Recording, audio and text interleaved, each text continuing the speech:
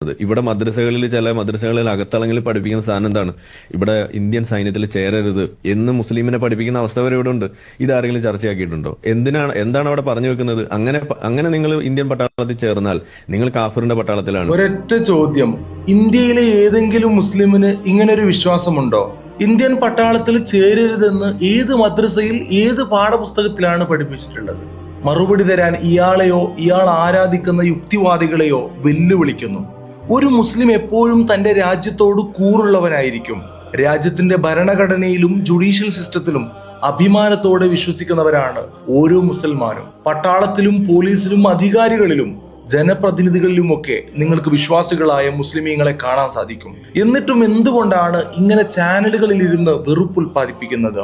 ഒരൊറ്റ കാരണം, മുസ്ലിം വിരോധം. നിരന്തരം മുസ്ലിം വിരോധം കുത്തിവെച്ച് ജനങ്ങൾക്കിടയിൽ പരിഹസിക്കാനുള്ള ശ്രമം. ഈ രാജ്യത്തിന്റെ സ്വാതന്ത്ര്യത്തിന് വേണ്ടി പോരാടിയവരുടെ ചരിത്രമെടുത്താൽ അതിൽ ഭൂരിപക്ഷം മുസ്ലിമീങ്ങളെ കാണാനാവും. ഈ രാജ്യത്തിന്റെ നവോത്ഥാന നായകന്മാരിൽ അനേകം മുസ്ലിം നാമങ്ങൾ കേൾക്കാനാവും. ഒരു മുസ്ലിമും പറയാത്ത, ഒരു മദ്രസയിലും പഠിപ്പിച്ചിട്ടില്ലാത്ത കാര്യങ്ങൾ ചാനലുകളിൽ വന്ന് കളവ് കെട്ടിച്ചമച്ചുണ്ടാക്കി ഒരു സമൂഹത്തെ അധിക്ഷേപിക്കുന്നതും അതിന് എക്സ് മുസ്ലിം എന്നൊരു നാമധേയം വെക്കുന്നതും സംഖ്യകൾക്കുള്ള കൂട്ടിക്കൊടുപ്പിന്റെ ഭാഗമാണ്. ഈ രാജ്യത്തെ ജനങ്ങൾ സമാധാനത്തോടെ അന്തിയുറങ്ങുമ്പോൾ അതിർത്തികളിൽ അവർക്ക് വേണ്ടി എല്ലാം കാവൽ നിൽക്കുന്ന ഓരോ മുസ്ലിം ജവാനും അഭിമാനിയായിരിക്കും.